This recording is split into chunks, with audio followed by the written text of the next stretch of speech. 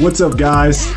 Arctic here, joined by my fellow co-host, Skyllus. Today, we'll bring you guys the second episode of Frag Logic. You guys can probably hear my daughter in the background kicking it off with her, I guess we'll mark this as her first crying intro for you guys. I had the Harlem Shake, which went viral on YouTube a couple weeks ago, I guess. Well, I mean, not even a couple weeks, about a week ago. It's the intro there. Today we're talking about a couple different things. What's up, Skyllus? Say hello to the pretty people. Hello, how's it going? New buttons are difficult. Yeah. But yeah, we have Virgin Gaming we're talking about today. We are talking about, obviously, our community topic, which was elitist attitude in gaming. And we have a couple other things that we're going to throw in there. And I'm going to let Skyllus kick it off with Virgin Gaming because he actually had an article that he wrote about 2 years ago to spark some discussion between game battles and Virgin Gaming and MLG, and Lord Jared hopped in there, Sundance hopped in there and talked about some stuff a while ago. This is about 2 years ago. But go ahead, Colin, kick it off. Yeah, so a couple years ago I wrote an article titled How Game Battles is Taking Advantage of You, which set some people off because basically I just went, and it's not news to anyone who does game battle tournaments that they take a large amount of the money back into game battles, doesn't go into the prize pot. So the article is about how game battles took 60% of the pots compared to some other sites such as Virgin Gaming, where Virgin Gaming only takes about 30% of a player's money. For those who aren't familiar, Virgin Gaming is a website where you can do basically money matches. So you can throw $10, someone else throws $10. Virgin Gaming takes some of it, and then the winner takes the rest. So that's the primary model. And then they do smaller tournaments, like you have a 4-player tournament. You can have larger tournaments where they do like weekly 100 players or whatever. That's the idea. In reality, the only thing that's really caught on with is sports games. And the reason we get to this now is a while back they announced a Battlefield tournament for 1.6 million. That didn't happen. And then most recently they did the Halo tournament where the winner got a pickup truck. But it was really just who played the most during the given span. And strong side, MLG Pro actually ended up winning, partially because of the fact that he played a lot and he was also really good. So there was those two things. MLG actually stated a while ago that they can't run Halo because Virgin Gaming has rights to it. And it wasn't stated that clearly. It was kind of coyly said through Sundance. I could be wrong, but that was the impression I got from his tweets. Was that it was kind of Virgin Gaming's ball, and they can share it if they want. But it sounds like if anything's happened for Halo, it's going to be through Virgin Gaming. So, with Virgin Gaming kind of taking the reins of Halo, and we kind of touched on this in last week's episode, again, talking about what they're doing. What types of tournaments can we expect? I mean, I know you and Phobos obviously participated, and maybe Wraith. Did Wraith also do anything, or was it just you two? It was us three. Okay. Yeah, you guys participated in, what's this, Assassin's Creed, I believe, tournaments on Virgin Gaming, and I think Phobos got second? Sounds right. Yeah, that's right.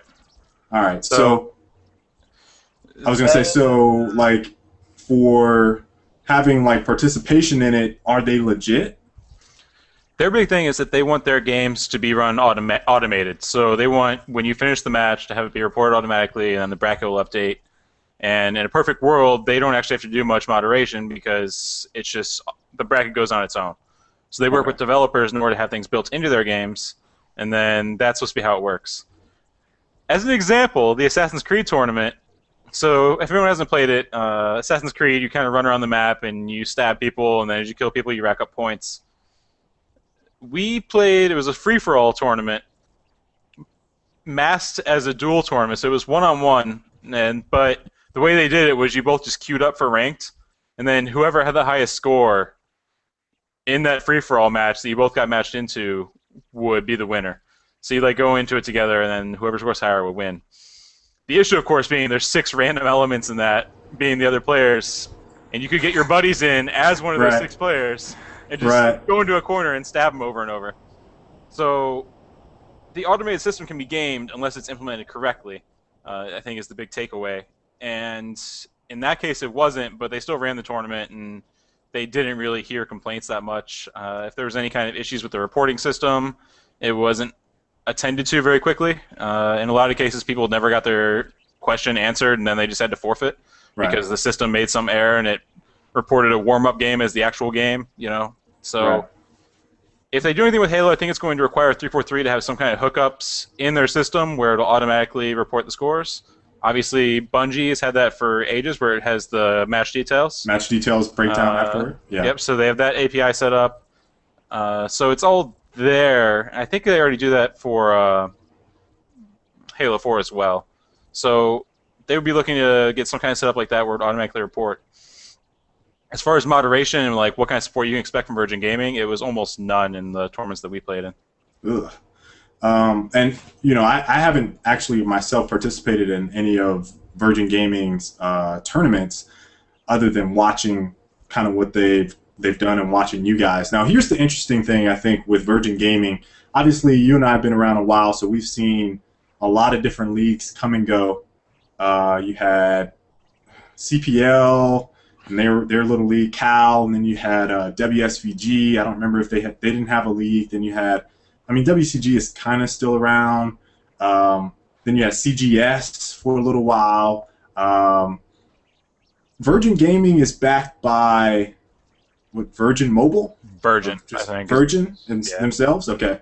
And so, they have the money, I think, to make it go somewhere, but the issue that I have is that MLG has all of the people. Like, they have all the people that make it work, and they specifically sought out people versus, let's just get all this money and do it that way. And so my thing with Virgin Gaming, you kind of hit on it with the support that you guys had. With all this automation, you're not interacting with people that really know tournaments. They're relying on automated systems to kind of delegate how things go. And if anything messes up, then it's like, well, what's the ruling on this? Does this guy even know the game? Is he a part of the community? Does he know normal tournament rules? And that's like some of the feelings I got about them taking on Halo. Is like, man, they have no idea what the hell they're doing.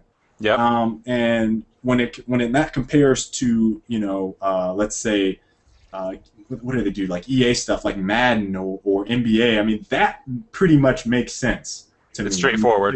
It's straightforward. There's no issues there. So that part of the community that they're trying to take with Halo, the competitive side, I just don't really see how it will work out in their favor. And I've tried to follow some of what they've said, and it's been the same thing pretty much that we got with Battlefield. But you guys will just have to wait and see. And I've seen Ghost Ayame. He seems pretty hype.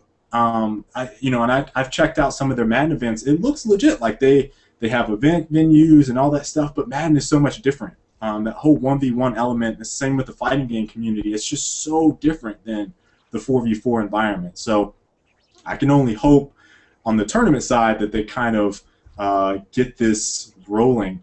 It's kind of crazy to me that maybe they're kind of facing off with MLG a little bit. I kind of got that just a smidge with them taking Halo. Well, even with the Madden stuff, like MLG tried to run with that stuff not that long ago. I think it was 2008. They had Madden and I think another EA Sports game on the circuit where they were trying to take over for Madden Bowl, which of course got discontinued. Yeah. In the EA Challenge Series, which they actually just finished that tournament this past weekend. The winner won $140,000. Yep. In each game, I believe, it was quite a bit. So that was supposed to be the replacement, and MLG was kind of primed to be the ones that were going to take over on that. And for whatever reason, that didn't work out, and now Virgin Gaming has it. So as far as like how they run tournaments, I think you mentioned not being able to understand the needs for the game of the gamers. So the Battlefield tournament is a great example of that. So in September of 2011, they announced this tournament, $1.6 million for Battlefield. That'd be $800,000 to PS3, $800,000 to 360. So everyone starts practicing. The squads start forming. Everyone's kind of wondering, well, what are the team sizes going to be? Is it going to be 8v8, 12v12, 6v6? Battlefield's kind of a very varying game. There's lots of different settings you can have. Never got any of that. Kept asking for details. They're like, yeah, it's coming. The tournament was slated to be sometime in 2012. And the impression was obviously that it would be first quarter 2012. And we just kept getting strung along. They kept saying, details coming soon, until I saw tweets from October of 2012, just a few months ago, where they're still saying, once there's details, we'll email everyone, don't worry. So it's like, seriously? You're just going to string people along? Like, a lot of people bought the game specifically to practice for the tournament. Yeah. A lot of people were playing the game 4 or 5 hours a night specifically to practice for the tournament. And you're just stringing them along, and then, like, at the end of the day, it's like, I just wasted all my time practicing for a tournament that doesn't exist. Yeah, so I think right now that's probably my biggest issue with that is we had, and for anyone that doesn't know, Skyllus and I and my team, we've played in Battlefield tournaments before. We played in Battlefield, what's it called? Battle of the Baddest on Game Battles, which was an online tournament. It was a $10,000 tournament. And that was on Bad Company 2, if I'm not mistaken. Yeah. And even before that, we were practicing for Battlefield Modern Combat when the Xbox had originally launched, because EA was kind of hinting at throwing out another big, huge tournament like they did back in like 2005. It was a $250,000 tournament. And so we practiced then and kind of got let down. And then Bad Company 2, let me preface this. Bad Company came out and we said, okay, well, EA is going to probably throw a big tournament for this game. So all of our teammates bought it. We kind of practiced for it for a little bit, but didn't hear a thing. And then nothing happened. So Bad Company 2 comes along. We're like, we're not going to get it. And then they announced Battle of the Baddest. And we're all like, well shit, we got to get this game. So we get it, practice. We end up placing third in that tournament. And then Battlefield 3 comes around. We didn't purchase it. We did the same exact thing. We was like, no, we're just going to wait. EA's they're just messing with us. And then they announced COD XP, right? Infinity Ward or whoever, Activision announced COD XP. And then EA was like, oh, Activision, you think you can do that? And we can't make some noise? Battlefield 3, $1.6 million tournament, Virgin Gaming. That was like a month apart, too. It was like, yeah, we're like, oh, 1 million. Well, 1.6 million. 6 million. And we were like, okay, that they're throwing around money. Let's get into this. Let's do this. So Skyllus and all of our guys, we hopped on. We had almost 6 of our 10 guys playing, or 8. I'm sorry, 6 of our 8 guys playing Battlefield 3 for a couple months. And not just when's playing, this tournament going hard. happen? When When is is this tournament going to happen? Yeah. Going hard. When's this tournament going to happen? When's this tournament going to happen? When's this tournament going to happen? And like Colin said, it just never materialized, and they're still not giving us details. So here's I don't want to say it's Virgin Gaming's fault, because as you mentioned, they're relying on this automated system. Right. To my knowledge, in Battlefield 3, and I haven't played in 6 months, maybe longer than that, there's no automated system for reporting matches, to my knowledge. When the game launched, there was a tab that was called Tournaments, I believe. And you could go to it in the game, in the consoles, on Xbox, PC, yada, yada, yada. You click it, it just said, coming soon. And then they kind of detailed in one of the patch notes that it was coming soon, saying, like, yeah, this will allow you to do clan matches, yada, yada, yada. Like, you couldn't even set up a clan match when the game shipped. Right. There was no private matches. You couldn't even... Like, you couldn't set up a server, so that was all part of that. Coming soon. I'm guessing that when it got implemented, they just didn't have that support for Virgin Gaming, and Virgin Gaming was just left out in the cold. Obviously, it costs money to develop those kind of features for video games. Yeah, especially obviously. on console. I think we talked about it a bit last week. Mm-hmm. That even the slightest change, once the game is shipped, costs a lot of money in both development time and QA time, and making sure it doesn't break other stuff in the game. Yeah. So I'm guessing they got left out in the cold, but the communication between Virgin Gaming and the players was just non-existent. It was absolutely, not only was it non-existent, but the communication that they did have was vague, it was misleading, and it was disgusting to me.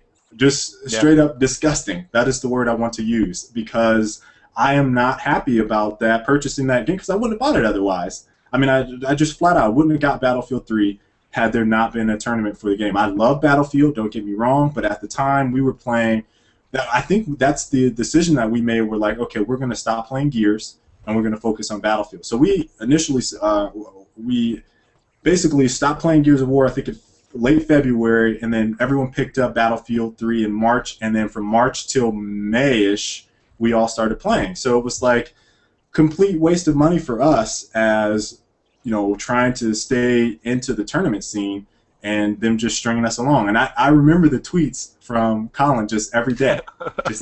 Hey, when's that Virgin Gaming tournament? Hey, when you guys 1.6 million? What's happening? What's happening? I'm pretty damn persistent with that. Yeah, I'm really persistent. So I think you should probably, maybe a little bit after this, just tell the story about GGL.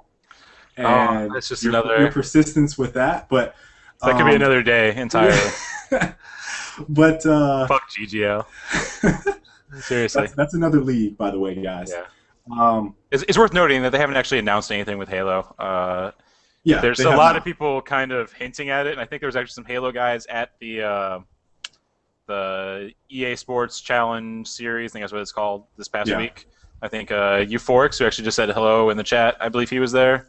Could be wrong, again. And then a couple other Halo people said they were there. So it's all kind of pointing towards that. And I think that's what Ghost Ayami's been hinting at all week. I could be wrong as well. I'm just fucking speculating here. So here's the question, though, is that we know that, you know, Virgin relies on automated systems. Is 343 pushing that? Are they relying on after-match breakdown details? What's going on? What do you think? I mean, I think they could pull that information. Like, I think it's already there, and they just could pull it if they had everything set up right. I could be wrong. I don't know the technicals of that. I mean, it was just like, if it was anything like Bungie's stat recording, like they had full map breakdown and details on their site after your match ended. If I'm not mistaken, I believe you could do that after a game. So hopefully that is implemented, or somehow they can pull that, because I could see that possibly working out for Halo. What about the payment system? How do they handle that? I'm not sure. I've only played free stuff on Virgin Gaming. I believe you just like charge up your account with money, and then you can go ahead and gamble it away. Or sorry, don't use that word. You can compete in skill matches with other people. Don't use the word gambling. Yeah, I know. Remember, Sonny had a big fit about that. All right, so I think they PayPal, or maybe they transfer the money into your account. Okay, I remember. It's just like that one site that Fogle used to play on. They transfer the money into your account, so it's almost an instantaneous payment, and then you then withdraw it from your account and send it to like PayPal or your bank account or whatever you have attached to it. So from what I've seen and from what Phobos has told me about their payment system, it seems like it's pretty much spot on with turnover in terms of, okay, you win a tournament, a couple days later you get paid instead of waiting a couple weeks. Quick. For the Assassin's Creed one, we got our money like within the week. Yeah, it's so really impressive. It's really quick. Especially compared to MLG, sometimes takes a month or more. Yeah. So I mean, that aside, I do want to kind of, before we switch topics, I do want to kind of reiterate, and someone said in the chat that Sundance actually said that he's in talks with Virgin right now. Maybe they're trying to work out something. What I was going to say is that MLG has made a pretty big push and effort to provide ranks, global ranks of some sorts. I know it probably works pretty well for StarCraft and League, but games like Halo, obviously it's not there with everything being there. You have like a couple different leagues now. You know, we mentioned AGL, and then you now have Virgin Gaming. If they decide to do anything, if MLG can roll all that up, and then it becomes partnered, I think that makes the sport, esports, better and bigger as a whole. So hopefully he can work something out with them. That would be fantastic. Yep. All right. So switching topics. we are going to go to World of Tanks, which Skyllus actually tweeted about today. This is another esports thing. Both of us have played this game. If you've gone to any of the conventions in the gaming conventions in the last year or so, you've probably seen the World of Tanks Mega booth. Mega booth. Yeah, it's almost as badass as the League of Legends Riot booth in terms of sheer size and just awesomeness. But there's like around 40 stations to play the game. Yeah. They do running tournaments the entire week or whatever of the convention. It's pretty crazy. It's crazy. Now, they just announced a $2.5 million tournament. Now, World of Tanks is it persistent online world, kind of like PlanetSide? I wouldn't call it that. It's an MMO in the sense that you level up your tanks, but all the battles are like instants. You like go into matchmaking, and you play your game, and then you pop back out. So yeah, okay. It's not really that much different than Call of Duty, I guess, in the grand scheme of things, except for the fact that the leveling up is important because you get stronger tanks and so on and so forth. Or you can just pay cash, and then you get it a lot quicker. Some of the things you can't even buy with cash, they kind of force you into playing, which is punishment. Yeah, so... if you want to explain how it works in-game, you've played as well. Yeah, I mean, here's my thing with it, and I'm going to change this topic real quick while people hear me talking. I am not a fan of vehicular combat, and I don't know if it's because I grew out of it or it's because I haven't felt compelled to really play vehicular combat games since maybe like Twisted Metal. So we're talking like long time ago. And when I hopped on World of Tanks, like I was expecting more like a Twisted Metal experience, and it just tanks are not cool to ride around in. I won't say that the game has a pretty big following, right?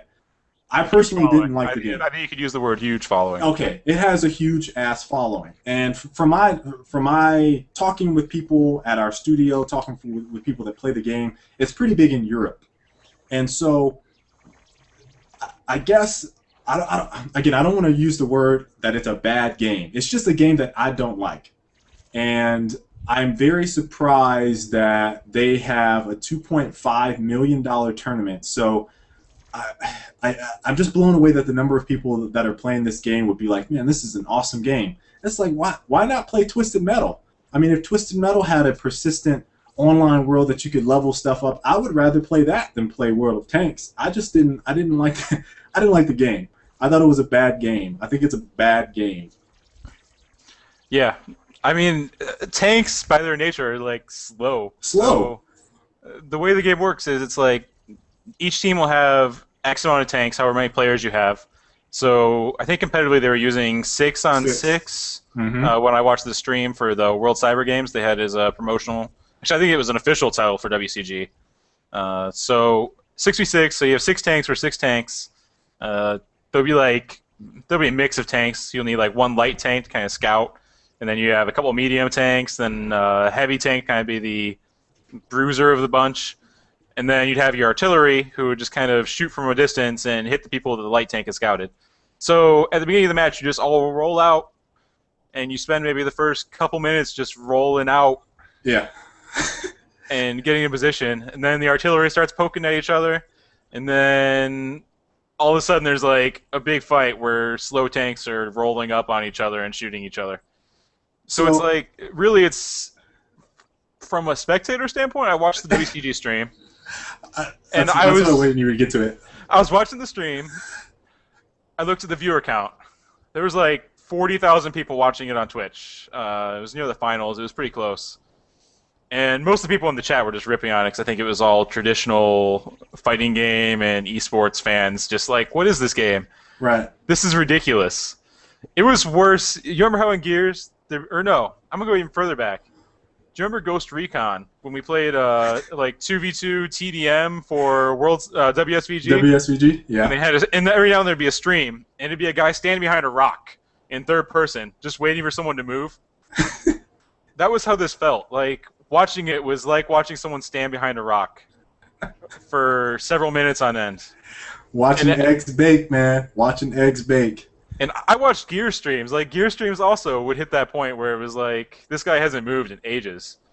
But the thing is, that was just one guy. In this case, basically the entire team kind of hits a point where they're just slowly rolling through the map.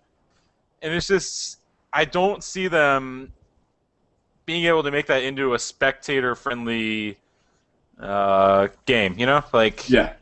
And that's I was waiting for you to get to that point. As soon as you talked about the slow-moving vehicles, I was like, oh, let's talk about the spectator, because there are some games that I have a tough time watching, and World of Tanks was by far one of the most difficult matches I've sat down. I think I watched maybe 15 minutes of tournament gameplay, and I was like, I can't do it. I cannot do it. And it's just something about watching tanks roll around and people. I mean, because you know what's gonna happen. You know what's gonna happen. The movement is very predictable.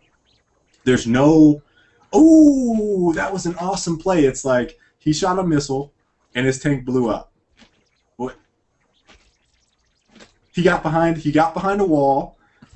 He rolled back out. The tank blew up. That was the consistency of the gameplay, and it's like, how do you turn that into something where? And I was so surprised that 40,000 people were watching, but I think it was on main page. It was on front page. I think a lot of people were watching it strictly out of curiosity. Yeah, people will kind of click on, once you get on the front page, it's like, oh, what is this? And people might watch it, or they might flip between something. So it's kind of like bloating the numbers a little bit. But I just don't see how this could take off in a viewer state. Like, it's not viewer friendly. It's kind of weird because it seems like the target audience would be the people who already play the game. Like, they're just trying to sell tanks to the people that play. Right. At which point you kind of look at $2.5 million, which is what they're going to be giving out this year. $2.5 million in prize money. I don't know if we even went on that. That was just announced today. Yeah. That's what started this whole conversation. $2.5 million. So it's going to be very close to League of Legends for the most prize money for the year for World of Tanks.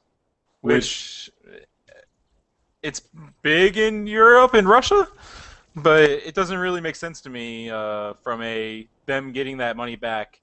And then there's the issue that they don't really have a base. Like, as far as I know, there's no regular large competitive leagues for World of Tanks.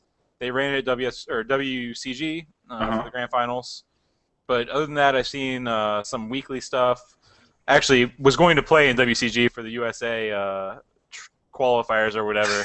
So I played for a little bit and like looked at the competitive scene, and it's not really there. Like, people play in game because there's clans, so people play clan matches in game. But as far as outside of that, there's not really much there. So I'm kind of curious how they're going to build it up from scratch. It really just sounds kind of like they're throwing money at the wall and just hoping that it sticks. I don't know if that even makes sense. Throwing money at the wall. They're throwing money at the wall and hoping more money flies back at them. Magically from Russia. They're hoping Russia just throws money back through the wall at them, and then they make money off Russia, this. we throw money at the wall. So, again, I'm not sure where they're going to be able to make $2.5 million off this in turnaround, in addition to building an infrastructure to even run a league like that. It's going to be kind of weird. I'm not sure. It doesn't make sense to me. To me, they don't. I don't know if the community's there. I don't know enough about the community to say whether or not they have the people that makes it work, or the people to make it work long term. But it'll definitely garner some interest for the people. I like to call them esports enthusiasts that just like to hop from tournament to tournament and try to make the most money possible. $2.5 million is a lot. There's a barrier, though. Money. Like, you can't hop in and start playing. You can't even compete. You'll have to drop some serious cash to unlock tanks, or you'll have to play hundreds of hours to get to the point where you get the high-tier tanks and you can actually compete with the top teams. Well, then that's how they get you then. They're like, oh, you want to play in this $2.5 million tournament, you have to spend $100. How many people do you think they're going to get off that? How many people do you think are going to watch the stream and be like, Wow, this Hey, looks really interesting. I'd I love to bet spend I money on bet some this. people in the chat didn't know they were doing a $2.5 million tournament. And they're like, $2.5 million. Man, that's a lot of money. I might have to pick up World of Tanks. I bet there's some people that's saying that. I don't know how many, but Scoots, that's one Phoenix. Scoots is all for it. Yeah. One of those esports enthusiasts you mentioned. Yes, an esports enthusiast. All right, so that's enough of World of Tanks. Again, $2.5 million tournament. Skyllus tweeted the article. His timeline is at Skyzen. You guys can probably look through it. I might be able to put a link in there if we have one in this chat that we can I got it. pull, so you guys can take a look at it. So next topic is actually the community topic from you guys. And this is a pretty broad one. It is elitist attitude in gaming. And I sat there and thought about it the last couple days because it was leading in the polls. And, you know, I've tried to kind of wrap my head around what people are kind of expecting us to talk about. Let me finish this topic. Boom. So elitist attitude in gaming. So there's a couple things that I've kind of come to the conclusion that people want to talk about. You have the guys that ruin your gaming experience because they are better than you. All right. You have the guys that think they're good, probably go about themselves in a manner that you would consider to be a good player. They might not say anything to you in game, but they're like the community guys that are in the forums that are complaining about different aspects of the game. And then you have the guys that I think I want to talk about the most is the ones that do a combination of those two things, but then complain about why their community isn't growing or why their community is where it's at, or pointing at another community and saying, or being mad at the game and saying, well, this game is turning into XYZ. Perfect example being Call of Duty. And I'm going to preface this with a couple different games that I've been playing over the course of the last 2 months and what I've seen in those communities and how it translates to where I'm going with this. So I'll start with Hawken. All right, so I played Hawken I probably put about 50 hours worth of time into Hawken, bought some stuff. If you guys aren't familiar with the game, it's a free-to-play mech, kind of fast-paced. It's faster than, I'd say, Mech Warrior Online. Maybe on par with Transformers in terms of speed, maybe. I think Transformers is probably a little bit faster than it. But anyway, so the game is basically a shooter. You're a mech. You move around. And there was a period of time in December right after they went open beta up until I think one of their patches where they kind of fixed the matchmaking where you could play against new players quite frequently. So if you played shooters quite a bit and you hopped into a game, you would just pub stomp like crazy. And after a while, I started noticing a trend that some of the better players would start yelling at the newer guys or the guys that weren't very good. And then I would go on the forums, and I might see a couple of them here and there, and they'd say things like, okay, the matchmaking needs to be fixed because of skill-based matchmaking is just off, and it's ruining the community, and you know, I'm playing with all these new players, and the new players suck, and I want to play against better people, and it's going to kill the community. And so I'm sitting there thinking, like, all right, so you're a guy that hopped into a game, you're talking shit to the new player on your team. You're not helping them at all. You're just yelling at them, calling them a noob, calling them trash, telling them to leave, telling them to quit the game. And then you go onto the forums and say, well, this is why our game is failing. This is why we don't have the population growth. Or you say, well, this new feature is just like Call of Duty, so the developer is just trying to copy Call of Duty. Okay, so that's the preface of all of this. So here's my stance. If you have that elitist attitude, if you feel like you hop on any game and you're just shitting on everybody, you're just the best player ever, and then you go onto the forums or you say with your buddies or you say to the people in game, you need to quit this game because you're terrible. And then you wonder to yourself why your game isn't having the same success and isn't fostering in new people, it's because you really need to do a mirror check. You need to look in the mirror and say, all right, how am I helping the community? How am I being an elite player and helping the community? How are my skills making this game better? I don't think enough people really look at that and say, well, part of the reason that this game isn't doing as well is because when I hop into the game, I shit on everyone in there, both with my gameplay and how I talk to people, how I talk to the new players, how I address the new players. All right, so Hawken is one game that's an example. Another one that I just got into is Smite. And I've heard this happen quite frequently on League of Legends. And I don't play enough League to know this, but I know Skyllus does. That game is very teamwork dependent.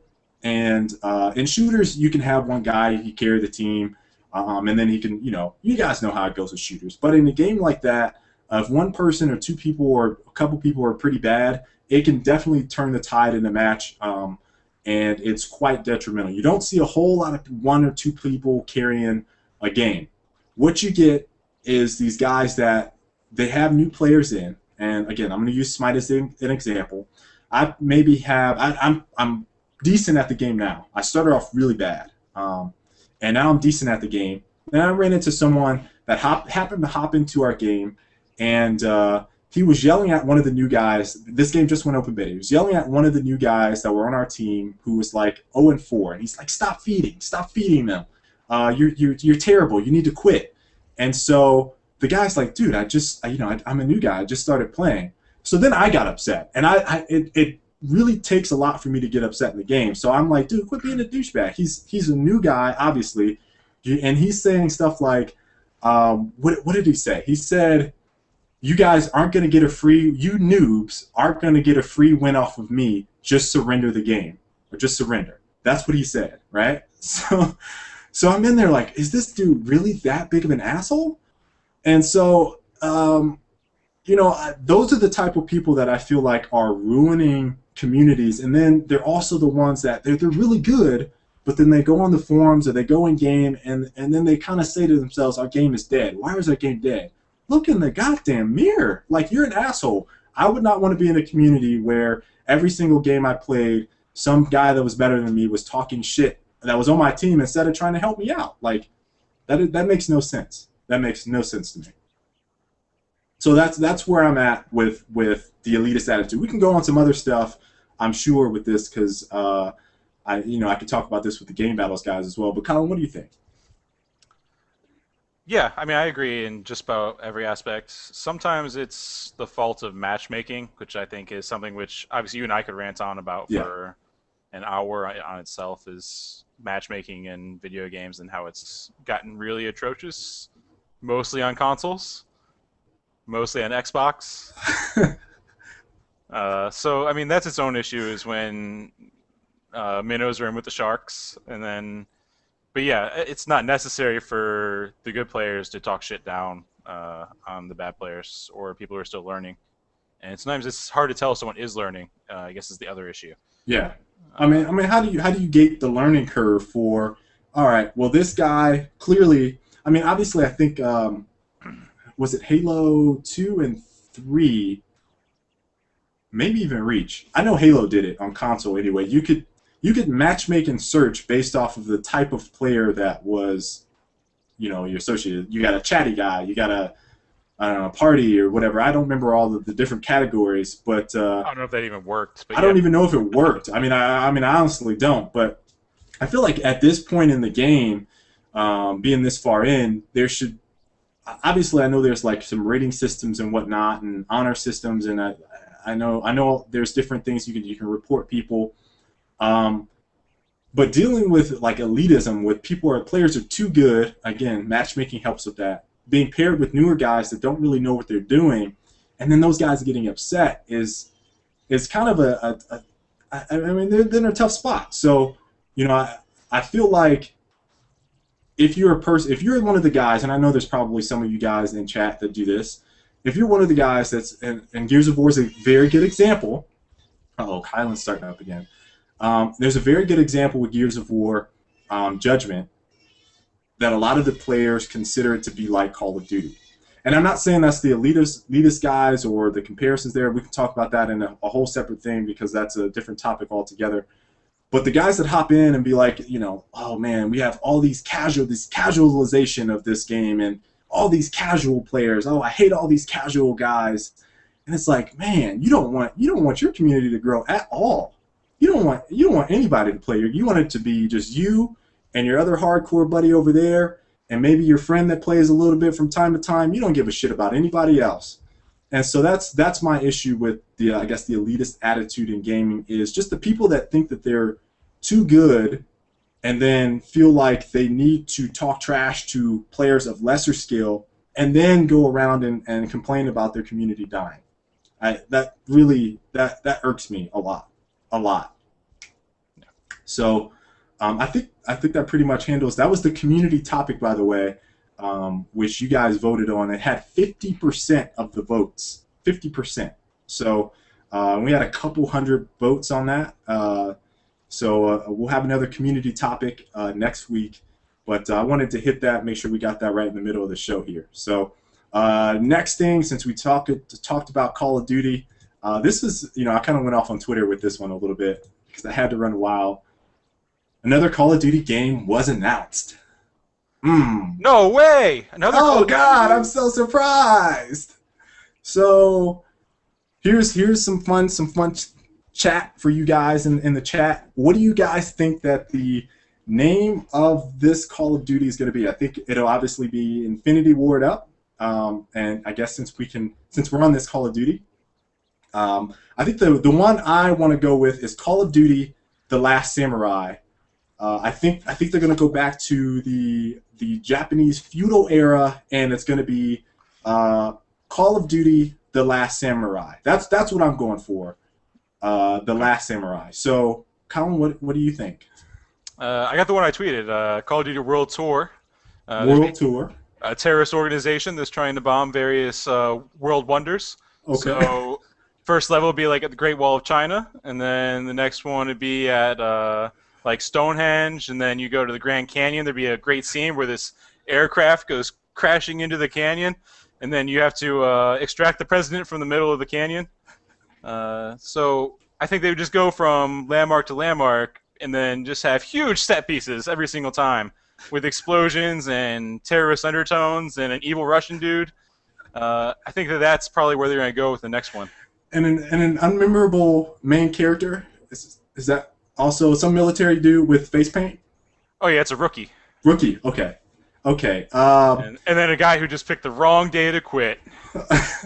All right, so my plot with feudal Japan is that you are a samurai, and you're in, I believe they're called clans back then. You're in a clan, and for the first-person action, you're shooting darts at people. There's different levels of darts. So you have the poison dart. You have the slow dart, because obviously they have attributes, because you know how Japanese, they like to add the attributes to things. So I figure Infinity Ward is like, hey, let's go ahead and let's put the slow. We got, I mean, it's just like, what do you call them, concussion grenades? So you got the slow there. That's like the stun. You got the poison for the dot. That's the new thing that they're adding in there. And then you got swords. There's different levels of swords. You have all types of swords. You have the Han. What is that? What is the Kill Bill? The dude that makes the swords. Hanzo. Yeah, there you go. So you got those types of swords, and basically you just level up your sword, and then you have different types of blades. So that's where I think that they're going with the. So essentially, you want chivalry. I want chivalry. As a Call of Duty game. But Call of Duty. Okay. It has to have the Call of Duty title. That way that we can guarantee there's at least 500,000 people playing. At least, minimum. And then you get to grind for your gold camo poison dart gun? Poison dart gun, exactly. So on a serious note, guys, we have a lot of different Call of Duty. Our engine is still good. Call of Duty, the title of the game. Modern Warfare 4, giving a new meaning to teabagging. I like that. Call of Duty, fight against AIDS. Oh, are they going to Africa? Is this an African set? I think that's probably where they're going with that. Call of Duty, when the Chinese invented gunpowder. That's not too bad either. Probably some fireworks in there as well, because that's what they primarily use. I could see like old Hong Kong or old Beijing with that whole feudal era fireworks in the background. A lot of that. Yeah, I could definitely see that. But on a serious note, we got Infinity Ward making this. And, you know, I like talking about Infinity Ward because I was a big Infinity Ward fan. Call of Duty 2, Modern Warfare, and it started to decline with Modern Warfare 2. Started to go downhill a little bit, and then Kotaku blew up that article with Infinity Ward and Activision feuding over basically money, rights, whatever to the game. I don't remember what the whole thing was over. And Modern Warfare 3 comes out, and to me, it's probably the worst Call of Duty game I've played since Call of Duty 3, which was made by Treyarch. So I don't really have high hopes for this next Call of Duty, and I don't really know how you feel about it. I think Infinity Ward, half of that studio is now Respawn, and who knows what they're working on, but whatever it is, it'll probably be awesome. I think they hinted at dedicated servers for probably fun. Whatever they're doing, time. I'm sure it'll be good. So whatever they're working on, that is the studio that you need to buy their game from, Respawn. Now, Infinity Ward, I'm not saying that they're a bad studio. I'm not saying that they're... It's just that the quality of Call of Duty, Modern Warfare 3 was not up to par with Modern Warfare 2, and it definitely wasn't up to par with Modern Warfare. So I don't really have high hopes for this game. I think it's going to be subpar, and it'll still sell $1 billion in sales. Oh, yeah. And the big question mark for the competitive crowd is, will the Black Ops 2 features be pulled over? Things like streaming, league play, the new perk system, class system. So those are all big things. Obviously, the commitment to the competitive scene is another question entirely. Yeah. Activision is obviously helping with prize money, I assume, in these tournaments. So what does Activision do when the next game comes out and those features aren't there and the competitive community is like, I would prefer to stay on Black Ops 2 for a year until another fucking Call of Duty game comes out by Treyarch. So, I mean, there will be that question, and that was one of the big knocks to Call of Duty is that every year you got something new and you don't know what to expect. And if that stuff's all pulled over and the game is good, then even if it's just all right, I think that if all those features are there and spectators in and everything works, then they'll probably just hop over to the next title. But if that stuff isn't there, then what happens? Like, it's just a huge question mark for that community in that case. Let me go back. I think, if I'm not mistaken, okay, so Black Ops, did they patch in LAN on the original Black Ops? Treyarch patched in LAN. I can't remember. And then Modern Warfare 3 didn't have it on launch, if I'm not mistaken. Again, it's so hard to remember game to game to game because all I can think about is the current one. Everything is in there. Well, but I know comparing different shades of white on paper. Yeah. So I don't think that Modern Warfare 3 had the features at launch that Treyarch put in with Black Ops, which they did after patch. So it basically screwed them for that whole year that they had to play Modern Warfare 3.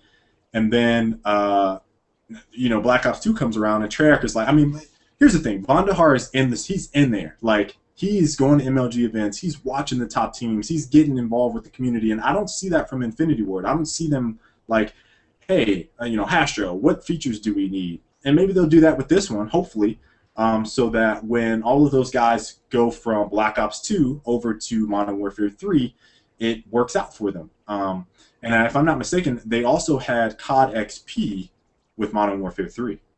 Yeah. And they played Team Deathmatch on stage which in front was of a live stream crowd. Like, general lack of understanding there. Again, they're out of touch with what needs to happen, which is why I'm going to start just championing for Treyarch to take over Call of Duty. I mean, I know they got the whole back and forth thing, but like Treyarch is just doing it better than Infinity War right now. Like, they're doing it better. Hey, if you said that back before, then we would have cut them off at Call of Duty 3. Right. If we would have went back on, hey, Infinity Ward is making the best Call of Duty. Why is Treyarch even attempting to do this? But they need to stop. And then Treyarch comes around and just blows our socks off. So it's like, it's just a really weird situation. Like, for the competitive crowd, it sucks.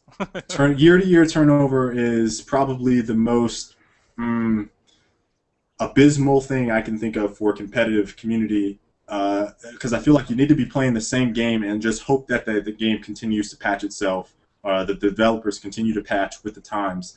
Obviously, Counter-Strike lasted for a long time. League of Legends is now going for, I want to say, 3 years straight. StarCraft was 10 years. Now you got StarCraft 2. I mean, it really sucks for them, and we understand the industry. We know that they need the sales. I just don't understand why will no one make that PvP, or I'm sorry, not PvP, MMO Call of Duty. I've heard it's in the works a couple times. That would just solve everything, wouldn't it? Though. What they really need is for a solid Call of Duty game that's like free to play, where they'll just keep updating. Exactly. But it's never ever gonna happen. Give me free to play Call of Duty and run with that. But maybe that would have to merge both of the studios and all types of things would have to happen because of that. But I really kind of feel bad for them. We talked about that. So yeah, I just hope they can power through a year on Black Ops 2. I guess without heavy Activision support, if that's what it comes to it, just so they can keep going until the next Treyarch title. I think that's probably what it's gonna have to be, but we'll see. There's zero details. Yeah. Obviously, it was just announced. I think I don't even remember where it was announced first, but sure you guys can find it. No surprise there. I think I saw it on IGN, as a matter of fact. It's everywhere. Yeah. It's everywhere. The last topic I wanted to discuss was the emergence of free-to-play. This is kind of a longer topic to talk about for the last 10 minutes of the show, but I do have it in there as a general topic. The emergence of free-to-play over the years. Obviously, kind of hit on it with a couple things. Basically, World of Tanks. Kind of mentioned that Call of Duty should probably do that. Colin did. Free-to-play. Is it here to stay? I'd say we're probably going to dedicate a whole episode to this free-to-play. Yeah. But real quickly before we kind of give you put it just the tip, put it in and just back out. Then we can talk about it next week. But free-to-play, here to stay. What do you think? Yeah, it's not going anywhere. League of Legends makes lots of money. Are you just going to point at them? Obviously, World of Tanks makes lots of money too, since they're throwing. Russians are throwing $2.5 million on the wall and hoping it sticks. So you got those two. Then you have about 50 free-to-play games that are in development right now. So there's going to be this huge wave of games, and it's going to be interesting to see what sticks and what doesn't. Obviously, there's potential to make money doing free-to-play. Crytek's actually going to transition entirely to free-to-play games in the next 2 to 5 years. They announced that a while ago, but the CEO kind of clarified everything. Like, our goal is to transition just free-to-play games in the next 2 to 5 years. So now I won't have to pay to realize how bad the next Crisis game multiplayer is. I'm just not even there. Obviously, the studio that I work for is making a free-to-play game, Loadout. Again, I gotta throw that in there. That little marketing. Yes. Loadout, free-to-play. You guys can play all that lovely, fast-paced action coming to you on Steam. Yeah, the reason that I think it can be an entire show is currently, I've been playing just PC games, right? I think every single game that I'm playing right now is free to play. I played in the past 2 months. I played PlanetSide. I played Path of Exile, League of Legends, of course. I did the beta for Warframe, which would be a free-to-play game. It's like a shooter. Mass Effect. We talked about it a bit last week. Yeah. I think what else? Dota 2 will be free-to-play. Firefall, free-to-play. So that's what I've been playing for the past 2 months, pretty much. And that's some quality games there. Yeah. So I think the big thing that's really throwing people off, and this is one of the reasons that... Blacklight is another one. Shit, I forgot about that. Oh, yeah, I forgot about that. I started off with Blacklight, pretty much. They're the ones that started at the beginning of 2012. I mean, there was a couple other. But then you started seeing the flood of free-to-play. But, one of the things that I think we're going to probably hit on next week is next-gen consoles and free-to-play, obviously. One of the things I want to kind of really quickly hit at before we go today is that the market right now, the reason that we're not seeing a lot of free to play on console is that the marketplace and the way Microsoft handles point systems and Sony could probably do it a little bit better, but the way they handle that all right now is really a mess for the free to play model. And so when you see a lot of people like on Xbox, you have the console gamers like, well, why isn't your game coming to the Xbox? Most of the reason is because Microsoft's ecosystem doesn't allow it. I think there was like 2 games. I think one is called Happy Wars, something else that launched as free-to-play games for the Xbox and Xbox Live, but that whole system is kind of messed up right now. So it just makes sense for PC. And you hit it right on the head. Like PC games and the quality of free-to-play is just like it's getting better and better and better and better. And I'd say all the games except for I would say I've tried every free-to-play game that Colin has mentioned, except for Path of Exile. I have not played that yet. And I've only played a little bit of League, and I've only played a little bit of Dota. But other than that, I've played every single game that he's played, with the addition of Hawken, which is free-to-play. And then, we both started playing Warframe not too long ago. So, I definitely agree with you. I think free-to-play is here to stay, despite what, some people kind of feel like it's a fluke. Some people hate the whole pay-to-win thing. These are all things that we're probably going to touch on, and we might do so next week. So, what I want to kind of hit you guys with before we go is to make sure to either leave in the chat here or tweet either me or Colin what topic for the community topic you guys would like to see, and we will put that into the poll for next week. You guys can vote on our website, reflection.com. But yeah, that pretty much wraps up this episode of Frag Logic. I'm so glad that you guys came by, watched it, and a little early, about 5 minutes. We can answer some questions if you guys want before we head out, and then we'll call it a wrap for today. So what do you guys got for us? What do you guys got?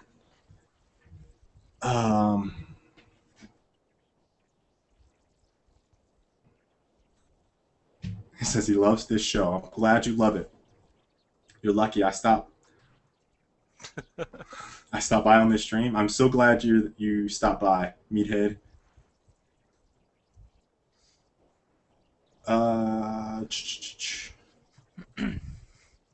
Perfect pitch for loadout. What we were playing, by the way. What's that? What we've been playing this past week. What have we been playing? Oh yeah, we didn't hit that. We've been playing Smite. The answer is Smite. Yeah. It's anticlimactic. Yeah, I'm sorry. That's all we've been playing is Smite, and I can't get enough of it right now. Would you like to see a 10v10 TDM Gears mode? No. We already need dedicated servers around 5v5. So, I think 10v10 would be unbearable. Oh, God. Games looking forward to playing. BioShock Infinite. Yes. That's probably the biggest single release that I'm excited for. I don't play StarCraft at all. I used to, but I don't now. So I'm not looking forward to that. BioShock Infinite. There's another game that comes out next month. It was Grand Theft Auto, which, well, it didn't actually have an announced date. It was just spring or whatever. Man, what is the name of that other game I was thinking of? Oh, Tomb Raider. I'm sorry. Tomb Raider is the other game I want to play. I think that comes out also. Third league after MLG and IGN would probably be ESL, European League. They're running all the League of Legends stuff now as well for Riot. Yeah. Or you could argue for any of the Korean leagues probably. OGN, GSL, etc. What's the difference between Smite and League of Legends? Third Colin, person. you can better answer this than me. There's a lot of specific differences, but the big one is that it's third person, and you're kind of locked to camera. You can't just. It's more of a action game than an RTS, like League of Legends is. I guess I should mention Gears of War Judgment. How could I not mention Gears of War Judgment as a game that I would be looking forward to playing? I'm sorry, guys. I've failed you. What do you think of Project Shield? Did you answer that? No, I don't know what that is. Can't remember. What is Project Shield? I actually don't know. You'll have to link me to that. On Gal-J, do you think that they will release game modes in the DLC? Unlikely. But there's precedent. Yeah, unlikely, but it's. I won't say it's not going to happen. I just think it's a really slim chance. What's the third biggest gaming league after MLG? Oh, you already answered I already that. got Will Gal-J have dedicated servers?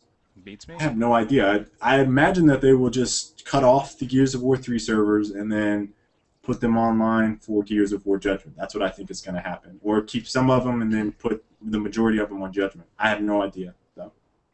No one asked it, but Destiny being announced this week. That's Bungie's upcoming title. I think they said the 16th is when they'll be kind of pulling back the curtain on that and showing what they've been working on. Oh, that's Friday?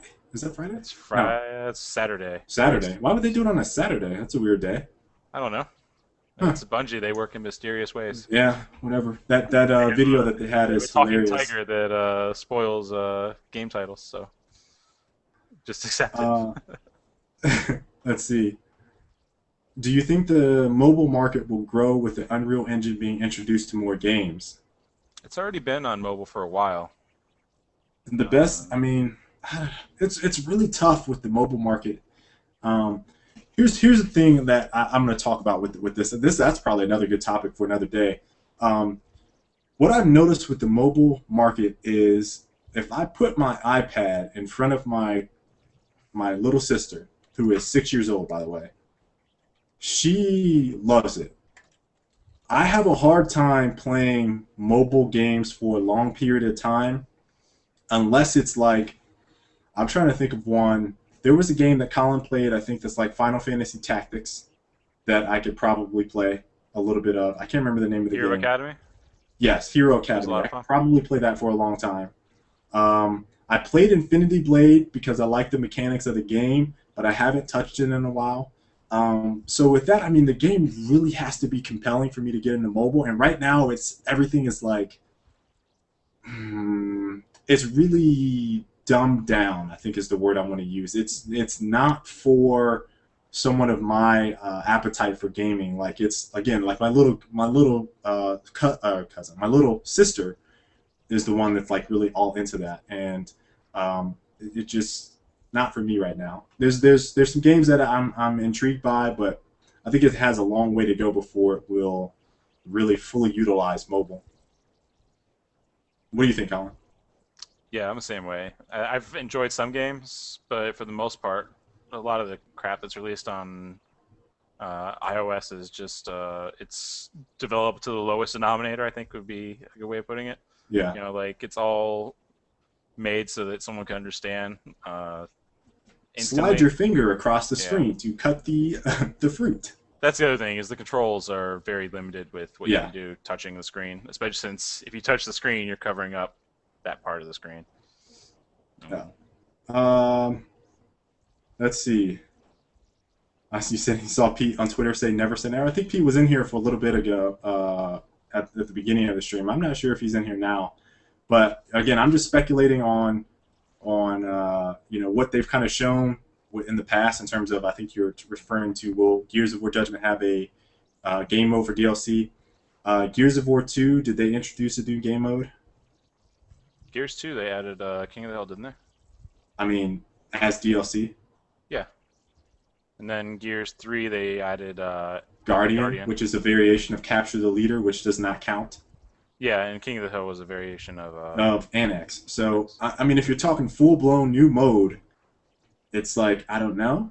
If it's a variation of what we've already seen, okay, so there's Domination, and then they cut down one hill, and then they make it rotate, and then you have Annex or King of the Hill. It's back in action. That's what we've seen with Gears of War 3. Or so that's what I think what we might. You have Wingman. Yeah. Yeah, I mean that's a possibility of what we've seen. I don't know whether or not we'll see a full-blown new, never before seen, or some weird ass variation of a Gears of War game type. I think it'll just be a variant. So to be frank, if they just added execution, I would be very angry and disappointed. Yes, if it came out as DLC and they're just like, here's execution, we brought it back, yay! Everyone buy the game. Like, I would Yeah. be upset. So I think that's pretty much it for the questions, guys. We want to wrap it up here and a little bit over. Hope you guys enjoyed the show. I just realized at the beginning that I had the audio still playing from Harlem Shake, and I didn't actually turn it off when we had our intros. So when I upload this, We'll get it'll this be right interesting. sometime. People will be like, ooh. All right, so yeah, hope you guys enjoyed this show, and we'll be back next week talking about maybe free to play. Thanks for watching, Later. guys.